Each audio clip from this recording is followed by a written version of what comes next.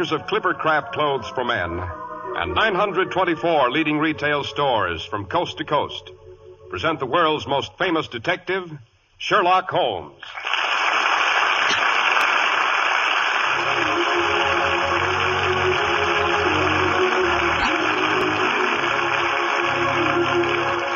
Sherlock Holmes is portrayed by John Stanley, Dr. Watson by Alfred Shirley. Our stories are based upon the character of Sherlock Holmes, created by Arthur Conan Doyle. The dramatizations are by Edith Meiser. And now, once again, we turn into the familiar gate. Wind whistles cold and sharp through empty branches. A brilliant October moon peers intermittently from behind scudding clouds. Hello, what's that in the good doctor's window? Pumpkin lantern. Dr. Watson is celebrating Halloween early this year. Come in, Mr. Harris, come in. Why the delay on the doorstep? Why, I was just admiring your Halloween decorations, Dr. Watson. A work of art, eh? Presented to me this afternoon by my youngest godchild. It's supposed to ward off goblins and witches and other nefarious familiars who are abroad this time of year. You mean who are supposed to be abroad, Doctor? Well, not necessarily, Mr. Harris. Not necessarily. Oh, here, take this chair by the fire. Thank you. Did I ever tell you of the time Holmes and I had a rather terrifying encounter with the notorious Laughing Lemur at Tower Heath? Why, you know you didn't, Doctor. Who was she? A witch who had been buried centuries before on wild and brooding countryside known as Dartmoor. This adventure took place on All Saints' Eve, the particular witch's Sabbath, which you Americans refer to as Halloween. And there I go off the deep end as usual. Suppose I pause to pour us each a glass of fresh cider, while you pay homage to our sponsor. What could be fair, Dr. Watson? To tell you that Clippercraft suits sell for only $35 and $40, with a few special models at $43.75. To say that Clippercraft top coats and overcoats sell for only $35 to $40 and sport jackets for only $24 is only half the story. Because you really only begin to appreciate that these prices are astonishingly low when you've seen Clippercraft clothes. Custom details in the form of correct styling, perfect fit, luxurious tailoring, and rich, long-wearing fabrics are yours in Clippercraft. Manufacturing ingenuity and a really great distribution idea make all this possible. Available to you in your own local independent store, where friendly attention is traditionally yours. For through the Clippercraft plan, 924 leading stores across America have concentrated their buying power, resulting in tremendous savings in manufacturing and distribution costs. You'll be amazed at Clippercraft's values. Compare Clippercraft with clothes selling for many dollars more.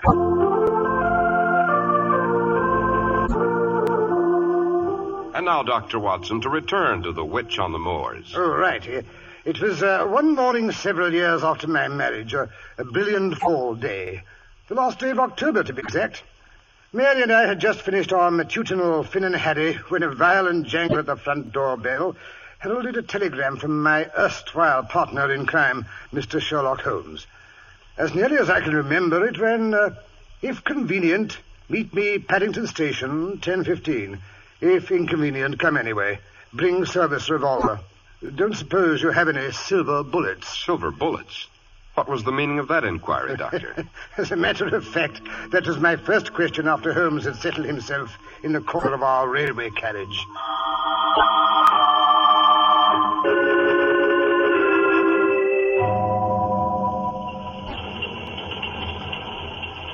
Holmes, I gather from your telegram that we're about to embark on another investigation. A dangerous one, judging from the fact that you wish me to bring my revolver.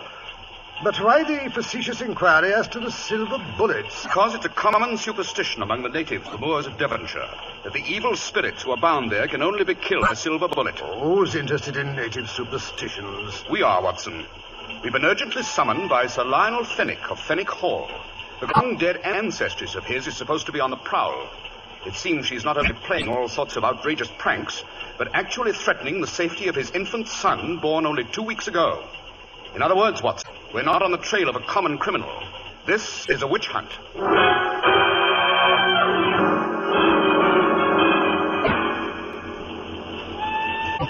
Pressing, Watson, the first glimpse of the moor? Yes. We shall be there shortly. Notice that ancient Roman tower. She's buried at the crossroads at the foot of that hill. It's from that building that she derives her name. Who derives what name? The Laughing Lemur of Hightower Hill. A lemur is the Roman word for ghost or spirit of the dead. But she was a witch besides. That's why she was buried at the crossroads. She would have been burned, of course, and her ashes scattered to the four winds, except that she was a great lady and married to the head of the house of Fenwick, whose given name was Hugo. Hugo was an old boy in his 60s when he married her. Much to the annoyance of his brother Edgar, he had a lusty, fun-loving young French noblewoman, a Louise de Lamballe, whose mother was the notorious Madame de Montespan. Madame de Montespan, wasn't she a sort of minor Borgia? Yes, Watson. At any rate, Louise seemed young, gay, and exceptionally healthy and active. Too athletic, perhaps, for her ancient bridegroom, because she insisted he accompany her when she rode to hounds.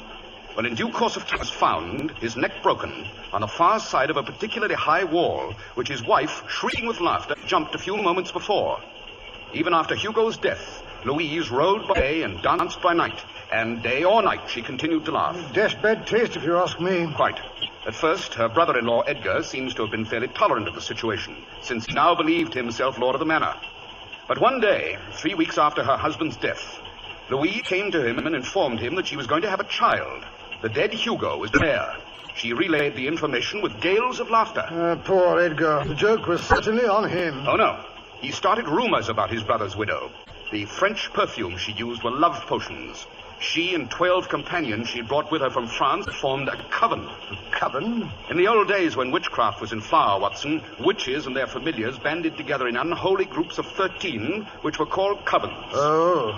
Lastly, Edgar claimed that no mortal had fathered the child, that it was the offspring of the devil himself. In proof of the intention, he pointed out cloven hoof prints under Louise's window. In short, the unfortunate lady was tried as witch, and English justice being, shall we say, slightly biased in those days, she was sentenced to be hanged by the neck until dead. Dashed unfair, if you ask me. After which she was buried at the crossroads beneath the Roman tower, with a stake through her heart and a great stone over the grave to make sure she didn't return from it. Oh, lot of primitive nonsense. I wonder. At any rate, during the last fortnight, some person or persons seem to have moved that stone, and some rather curious, not to say frightening, phenomena have occurred.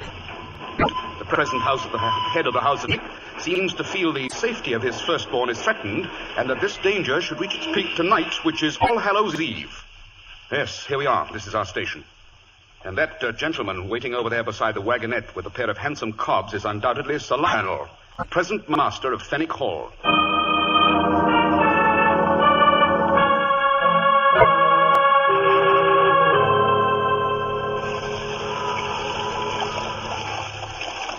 Keep the rug tucked over your knees, gentlemen.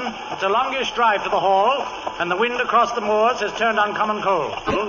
I'll admit, Mr. Holmes, I was greatly relieved when I received your telegram saying I could expect you. Oh? Have there been any further disturbances since you posted your letter to me? There have, Mr. Holmes. The church bell has tolled at odd hours, last night and the night before. Furthermore, a young goat was discovered, dragged to the foot of the witch's grave, its throat all torn and bleeding. Of course, it could have been killed by a wolf or some ferocious dog, but... Unpleasant occurrences, Sir Lionel, but as you say, not necessarily supernatural. That's what I keep telling my wife and that stupid old nurse of hers. But I must say, when old Willie was found to be missing this morning, I really began to worry. Old Willie? He's the gatekeeper, Mr. Holmes. Lives in the little stone lodge beside the entrance to our property. He's tended that gate for over 50 years. Never leaves it night or day, except to come up to the hall for the Christmas party and my birthday. Well, maybe the monotony finally got the best of him, Holmes, and he decided off. He couldn't wander very far, Dr. Watson. Old Willie is a cripple. He managed to hobble a few feet with the aid of his crutch. But that's the curious part of the story. Willie was missing, but his crutch was there where he left it every night, propped up against the foot of his bed. By Jove. Was there anything else missing? Any clothing, overcoat, shoes, money, provisions of any sort? No, Mr. Holmes. Wherever Willie went, he went in his nightshirt. Not even his carpet slippers are gone. Nothing was missing, nothing at all? As a matter of fact, one object has disappeared with him. The old broom with which Willie swept the leaves away from the gates. Old Nanny, my wife's nurse, set up a typical Irish wailing when she heard about it. Insisted old Willie had ridden off on it to join the witches' Sabbath tonight. She always hated him because he makes her get out of the cart and open the gates herself when she goes marketing for money. Typical household feud, Holmes? I tried to reason with the ignorant old fool, but she kept moaning and groaning that she's always known Willie had the evil eye. She's managed to frighten my poor wife nearly to hysterics. Oh, my wife is Irish, too, Mr. Holmes. Her name is Bridget, in fact. I must say they place more credence in these old wives' tales than we do here. Nanny says it's the curse of the House of Fenwick being visited upon us. The curse of the House of Fenwick? Yes, it seems a certain Lady Fenwick, born Louise de Lamballe. Oh, yes, Holmes has already told me about her. Hanged as a witch and buried at the foot of the Roman Tower. Well, it seems that when the head placed the noose around her neck, she turned to my, great something or other grandfather, who had the bad judgment to be standing nearby. She turned to him and laughed.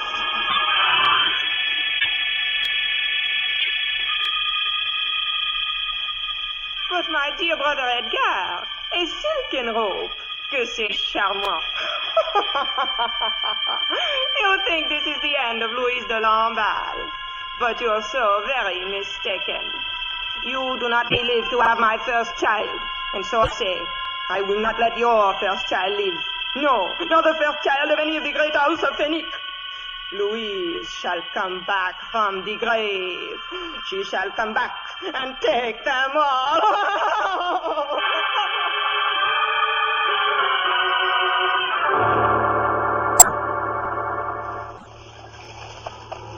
Has she managed to live up to her threats, Sir Lionel? Certainly not all of the oldest children of our house have met an untimely death, but a rather high percentage have been stillborn. Several have succumbed shortly after birth. The wind is rising. We're approaching Hightower Tor, Dr. Watson. The wind is always stronger here. How ghastly the Roman ruins look in the moonlight. When we reach the next bend in the road, we shall be opposite the witch's grave. I see. With a curious strip of mist lying across the road. Easy, Phoebe. Easy, Blue Boy. What in blazes has got into the horses? Something seems to have happened, though. Great Scott, what's that? There's something white over there in the bracken. Rein in the horses, Sir Lionel. Right. I think our investigation may begin here. Right. Come along, Watson. Help someone. I'm a dying. I see that white thing. It's moving. It's crawling along the ground. Yes, man. He's badly hurt. What's he doing all in white? It's a nightshirt, Watson. By Jove, it's old Willie, but his face is all black, so are his hands. Willie, what's that stuff you've got in your skin? It's the salve, the flying salve she give me so I could fly here to Hightower Heath. We flew here, me and me broomstick. We flew all the way. Good Lord, he's out of his head. He's delirious. Yes, he's in a bad way. Take his pulse, Watson. Here you are, Willie. Take a swig out of my flask. Thank you, sir. I'm frozen cold. It's been cold ever since I put on the salve. She said it's 'cause we was flying so high. Who was she? What was her name? The witch, of course. What did she look like? That I couldn't rightly say. She was wearing a veil over her face and standing in the moonlight at the foot of me bed. I'd been asleep when she called to me.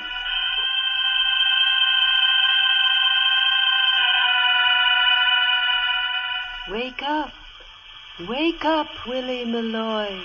You? Who be? Someone who can make you dance. Someone who can make you fly. You've always wanted to dance, haven't you, Willie? They're giving a dance tonight around my grave. Here, take this jar of ointment. Cover yourself well with it, Willie. Cover your old broomstick. It will make you fly. I'd like that. Free like a bird. I'd like to fly. Then rub on the ointment. I'll wait for you outside. We'll fly to the tower and dance together around my grave.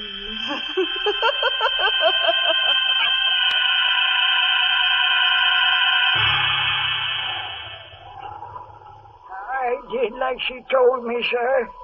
I covered myself in me broom, and first thing I do, I got lighter and lighter. Up and up I went, up in the clouds. And the next I knew, I was here on the heath, watching them dance, the little people. They was dancing around in a circle, but it made me dizzy to watch him. So I crept under a bush and went to sleep. This morning, I woke up cold and sick. The magic was gone. I couldn't fly, and I couldn't walk. Poor old boy. Hello. His pulse. It's stopped. Holmes, give the brandy. Willie, don't give it now. I'm afraid he has, Watson. Yes, he's dead all right. Dead of narcotic poisoning and one of the most despicable tricks I've ever encountered. Mr. Holmes, what do you mean? I shall be able to answer that question more accurately, Sir Lionel, after I've had a chance to analyze the ointment that's smeared on this broomstick by the body. What? Bring it along, Watson. Be careful you don't smear it on your clothes. The moon's rising above the hill. How white the crossroads look. Yes, this is where the witch is buried. I say, look here, all around. The heather is trampled down in a large ring. Great Scott, there was a dance here last night. Look at these footprints in this damp spot. Small footprints. All small. No wonder Willie said he saw the little people.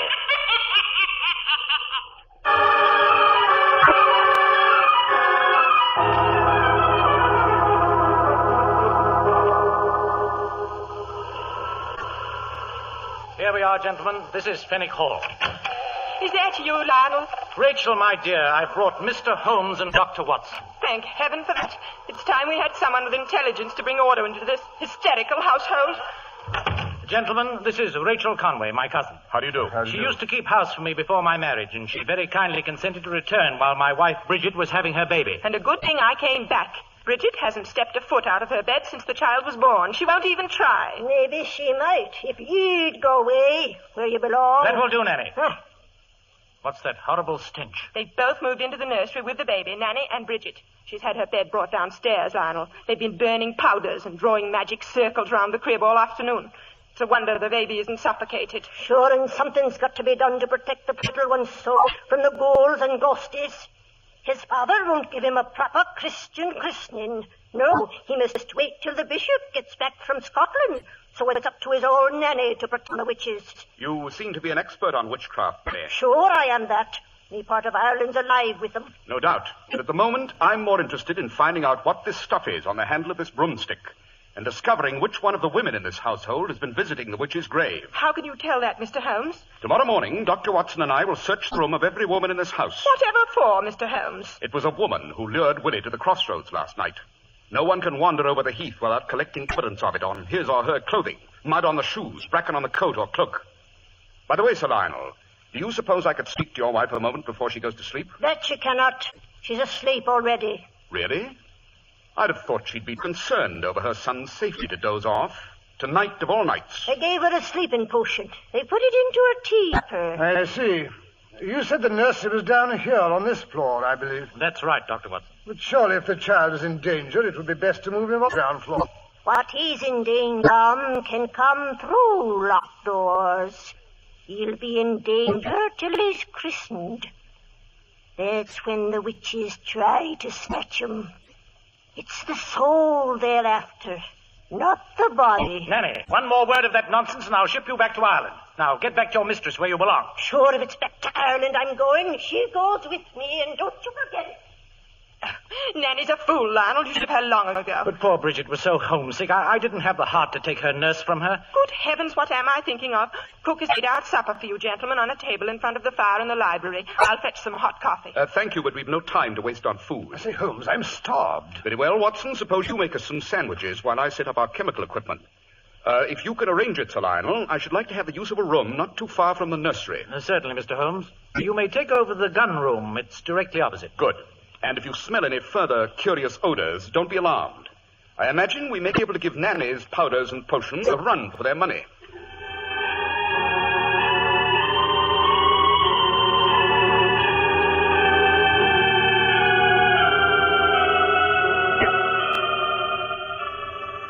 Now, Watson, let's see what we've discovered in this confounded salve. Hog's fat, water, hemlock, aconite, blood. Probably from a rat or bat. I can't determine that without a more powerful microscope.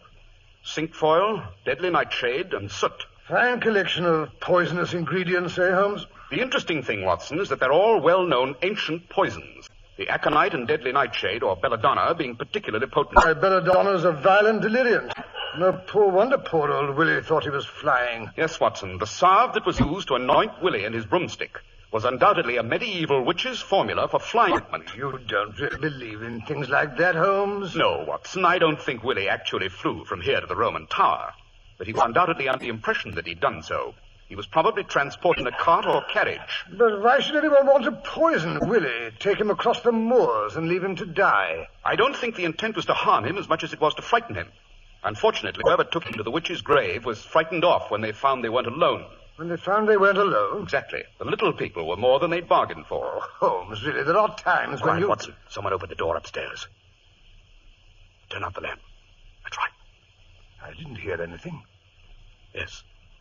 Someone's coming along the upper hallway. I thought my remark about searching the rooms tomorrow might lead to something. If any of the women in this household have anything to hide, you made a point they'll try to get rid of it tonight. Someone's coming down the stairs. Yes, judging by her step, it's a woman. She's heading for the library. Here, Watson. Keep your eye on the nursery door. I'm going to follow her. I wouldn't throw those papers in the fireplace, Miss Conway. Mr. Holmes. If you'll allow me to take one look at them. I'd rather die. Very well. Suppose I tell you what those envelopes contain. Some early photographs of Sir Lionel and letters from him. But they're not love letters. You must believe me, they're not. I do believe it, Miss Rachel. You were and still are in love with him. The affection has never been returned. Is that right? Yes, Mr. Holmes. But Lionel doesn't know how I feel. He doesn't know I've kept his letters. Please don't tell him. It would kill me if he found out. I've kept many secrets in my time, Miss Rachel. I believe there's room for one more. Mr. Holmes, I don't know how to thank you. Don't try. And for goodness sake, go out to the kitchen and make yourself a cup of tea. Make some for Watson, too. I will, Mr. Holmes. Oh, I will. Holmes, come quickly. The old nurse slipped out of the nursery. She's gone upstairs. Calm yourself, Watson. We'll catch her on the way back. Yes, I wonder what she'll bring with her. Strange how old Harry's creak at night. Quiet, Watson. Yes, she's coming back.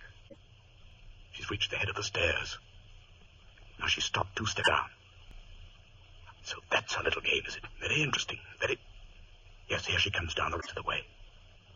Strike a match, Watson. Now then, Nanny, what's that you've got in your hands? A ball of twine and a pair of shoes. Why not? My lady's shoes it is. Forgot to shine 'em. So you did. Muddy, aren't they? Let me see them. You go to the devil. Well, I'll be... Yes, Watson, as I suspected, Lady Fenwick wasn't as bedridden as she wanted people to believe. Sometime during the last 24 hours, she's been out on the moors. That red clay on her boots is rather prevalent at the foot of Hightower Hill. You mean she's been pretending to be the ghost? Holmes, it's midnight. The witching hour. Help the baby! Save the baby! Nanny! Bridget, I'm coming! Lionel, for the love of heaven, stay up there! Come downstairs, Sir Lionel, if you value your neck. Bridget, Mr. Holmes, what's happening down there? Light the lamp, Watson. That's better. Now, Sir Lionel, if you'll investigate the second step from the top. Huh? Good Lord. A piece of twine stretched across the stairs. Yes, a trip rope. You were supposed to fall downstairs and break your neck. Oh, no, Lionel. She didn't mean any harm. Nanny only wanted to frighten you so you'd let the priest christen the baby. You mean that's the reason she gave you, Lady Fenwick? Bridget, what in heaven's name has been going on here? Oh, darling, I was so frightened when Nanny told me about the curse and the witch's stone being moved. I didn't want anything to happen to the baby. I didn't know Willie would die. I only thought she wanted to get even with him. I didn't mean any harm. I didn't mean any harm.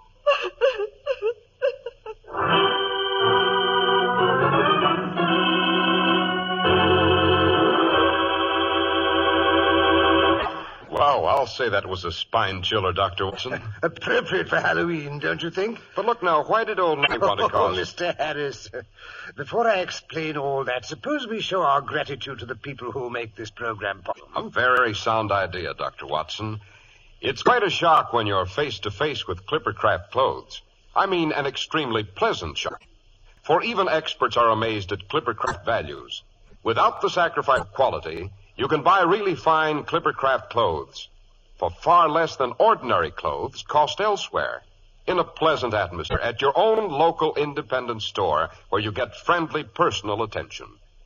Clipper has delivered the goods in more ways than one. Through the famous Clippercraft plan, 924 leading stores from coast to coast have concentrated their buying power. The result, exceptionally fine quality at exceptionally low prices. Remember, Clippercraft suits are only $35 and $40, with a few special numbers at $43.75. Top coats and overcoats are only $30 to $40, and sport jackets only $24.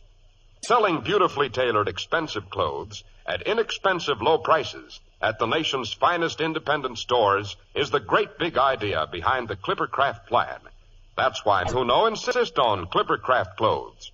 So be sure to visit the Clippercraft store in your city. The leading stores in the metropolitan area that bring you Clippercraft clothes are Saks 34th, Broadway at 34th Street, Manhattan, Abraham and Straus, Brooklyn, the Boulevard Men's Shop, Kresge, Newark, New Jersey, and the B&B Shop, 16408 Jamaica Avenue, Jamaica. These great, courteous, and friendly stores are proud to add their names to that of Clippercraft in the label of your suit, top coat, sports jacket, and overcoat.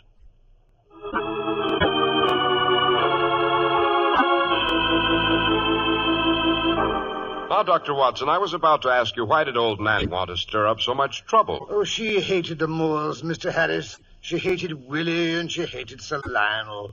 She was a thoroughly warped personality. Holmes suspected her immediately, of course, when he smelled the hocus-pocus powder she'd been burning in the nursery. He knew she must have made the flying ointment that was responsible for Willie's death. Well, now, Doctor, what about the gravestone, ringing church bells, and the little people? Who is it plays Halloween pranks, Mr. Harris? You mean children? Right. Holmes realized that when he saw the size of the footprints on Hightower Heath. Well, I'm blessed. I hope so, I'm sure. Now, let me see. Next week I'll tell you how Holmes and I investigate the case of a little governess whose employer agreed to pay her extra wages because she was willing to cut off her hair and wear a bright blue dress. Sounds like rather curious requests, Dr. Watson. Why was she asked to do those things? That question led Holmes and myself to visit a decidedly sinister country place called the Copper Beeches. We found a most unexpected answer in the attic.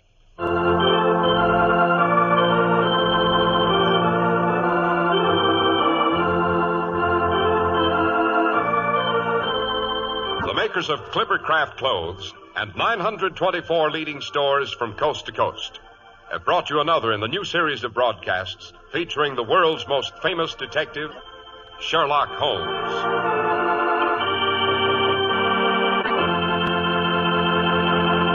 Sherlock Holmes, produced and directed by Basil Lochran, with special music by Albert Berman.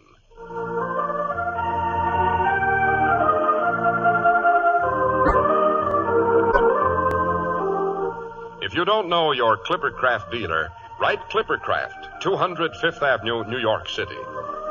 Be sure to listen next week to Sherlock Holmes in the Adventure of the Copper Beeches. If you'd like to attend the Sherlock Holmes broadcasts in New York, see your local Clippercraft dealer, and he'll tell you how to obtain your tickets.